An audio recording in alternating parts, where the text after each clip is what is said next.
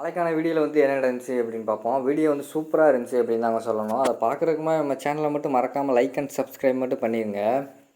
First எடுத்தோடனே நம்ம பாரதியும் தமிழும் பேசிக்கிட்டு இருக்கிற மாதிரி தான் காட்டிக்கிட்டு இருக்காங்க.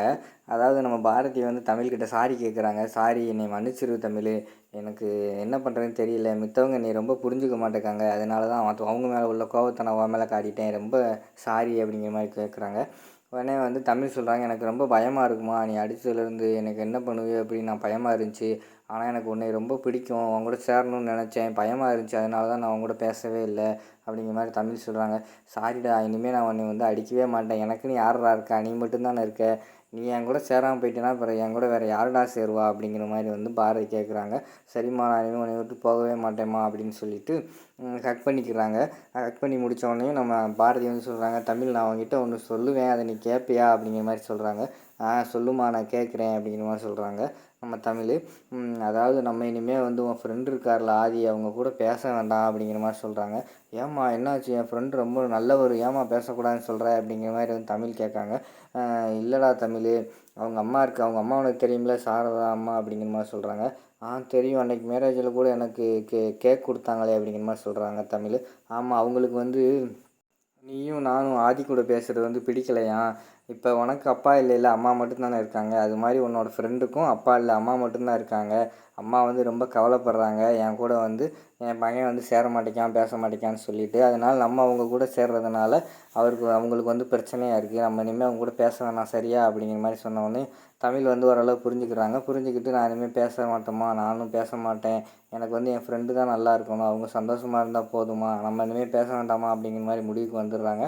சரின்னு சொல்லிவிட்டு அந்த சீன் முடிஞ்சிடுது. மறுநாள் வந்து காலேஜில் வந்து நம்ம ஆதி வந்து 3 பேர்த்த கூப்பிட்டு விட்ருக்காரு. பாரதி, லதா, கேசவ் 3 பேர்த்த. நம்ம கேசவும் லதாவும் மட்டும் வந்தோடனே, என்ன அவங்க 3 பேர்த்தையும் வர சொன்னேன், அவங்களங்க காணோம் அப்படிங்கிற மாதிரி கேட்டவுடனே, லதா வந்து வந்துக்கிட்டு இருக்கா சார் அப்படிங்கிற மாதிரி சொல்கிறாங்க.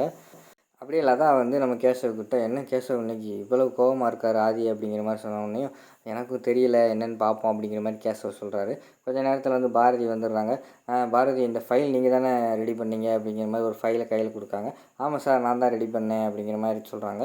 உடனே இதில் பாருங்கள், ஒரே டெண்டர் தான், நம்பர் வேறு வேறு இருக்குது, என்ன பாரதி நீங்கள் இப்படி வேலை பார்த்துக்கிட்டு இருக்கீங்க அப்படிங்கிற மாதிரி சொன்னோடனே, சாரி சார், கொஞ்சம் மைண்ட் அப்செட், அதனால் மிஸ்டேக் ஆகிடுச்சு, இனிமேல் இது மாதிரி நடக்காமல் நான் பார்த்துக்குறேன் அப்படிங்கிற மாதிரி சொன்னோடனே உடனே ஆதி வந்து சொல்கிறாரு, இல்லை பாரதி, நீங்கள் வேலையிலையும் அப்படி தான், வாழ்க்கையிலையும் அப்படி தான், சந்தோஷமாக இருக்கும்போது ஒரு முடிவு எடுக்கிறீங்க, அதுக்கடுத்து உங்களுக்கு கவலை கோவம் வந்துச்சுன்னா அப்போ ஒரு முடிவு எடுக்கிறீங்க, எதுலேயுமே ஒரு கான்ஸ்டண்ட்டாகவே இருக்க மாட்டேங்கிறீங்களே அப்படிங்கிற மாதிரி சொல்கிறாங்க. சாரி சார், இனிமேல் எதுவுமே இந்த மாதிரி தப்பு நடக்காது அப்படிங்கிற மாதிரி வந்து பாரதி சொல்கிறாங்க.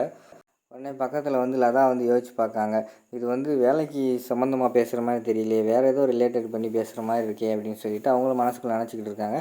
அடுத்து வந்து ஆதி சொல்கிறாரு, எப்பயுமே ஒரே கான்ஸ்டண்ட்டாக ஒரே முடிவோடு இருங்க பாரதி, அதான் நமக்கு நல்லது, துன்பம் வந்தாலும் ஒரே முடிவு தான், இன்பம் வந்தாலும் ஒரே முடிவு தான், அதை விட்டு மனசு அலைய விடாதீங்க, அது வாழ்க்கைக்கு நல்லதில்லை, வேலை பார்க்குற இடத்துலையும் சரி, வாழ்க்கையிலையும் சரி, அது வந்து முக்கியமானது அப்படிங்கிற மாதிரி வந்து நம்ம ஆதி வந்து அறிவுரை சொல்கிறாங்க. உடனே பாரதி வந்து, சரி சார், இனிமேல் நான் ஒரே முடிவாக இருக்கேன், கான்ஸ்டண்ட்டாக இருக்கேன், வேலை பார்க்குற இடத்துலையும் சரி, என் லைஃப்லேயும் சரி, இனிமேல் ஒரே முடிவு தான் சார் அப்படின்னு சொல்லிட்டு போயிடுறாங்க அந்த இடத்த விட்டு. அதுக்கடுத்து நம்ம ஆதிக்கு வந்து நம்ம டவுட் கிளியர் ஆகிடுது.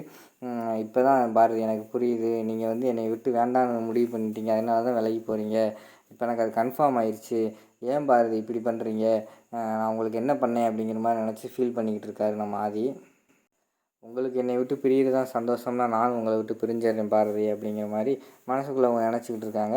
அடுத்த சீனில் வந்து நம்ம சாரதாவை காட்டுறாங்க. சாரதா வந்து கெஸ்ட் ஹவுஸுக்கு வந்து பாரதியையும் தமிழையும் வர சொல்லி இருந்திருக்காங்க.